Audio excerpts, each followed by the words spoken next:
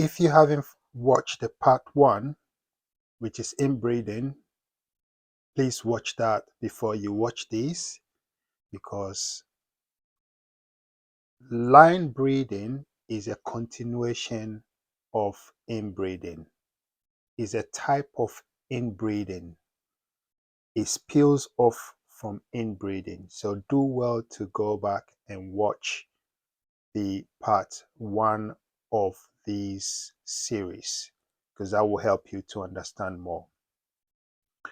Basically, line breeding is when you breed relatives that are a little bit farther apart. Let's watch the slide, and hopefully that will help us understand line breeding more. So this one is line breeding in the simplest form. Line breeding is when you breed a little bit distant relatives in order to enhance your breed pool and bring some consistency in your herd of rabbits. So typical example is breeding a grandpa to a granddaughter. If you breed these two, you will get a line breed.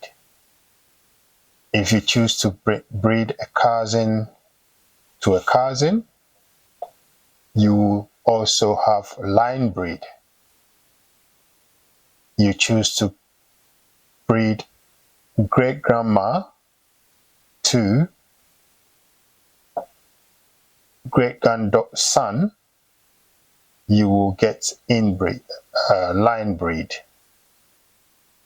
If you choose great granddaughter to cousin, any of these permutation is a line breeding. It's in the same family land. If you think about it, if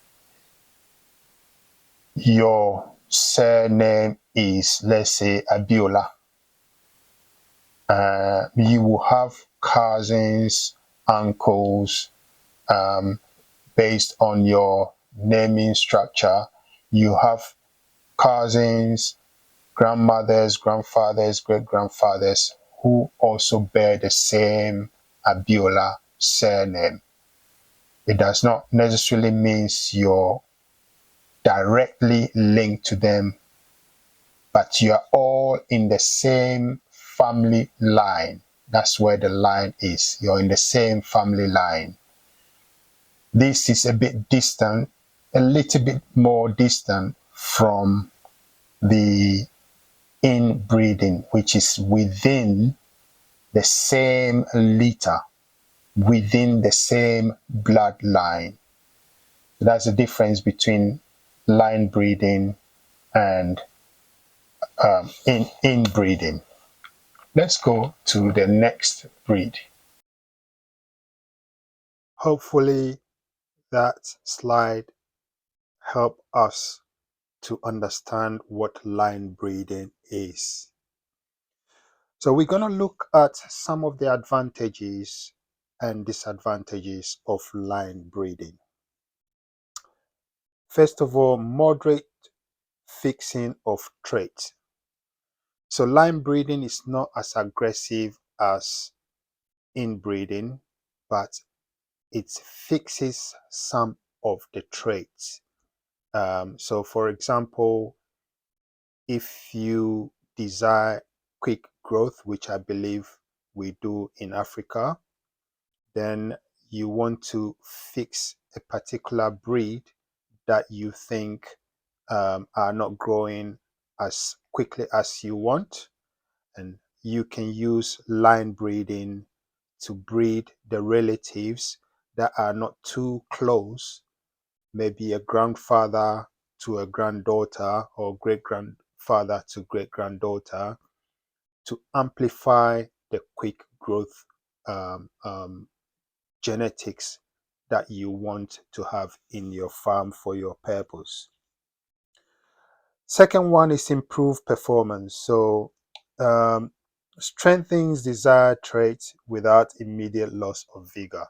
So because it's a bit distant, you are able to fix the trait issue without having too many undesirables, if you like, because it's a bit distant.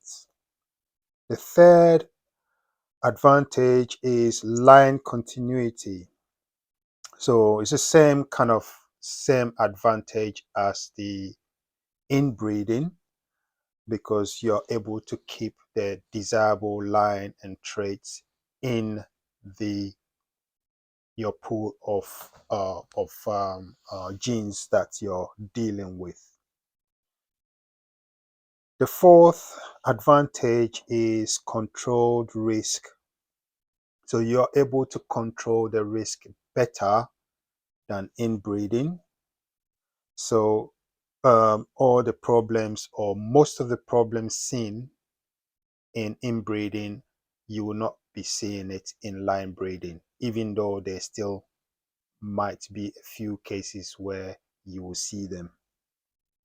The last important one, according to my list, is breed standard improvement. So you're able to increase or improve the standard of your breed when you do line breeding without so much risk.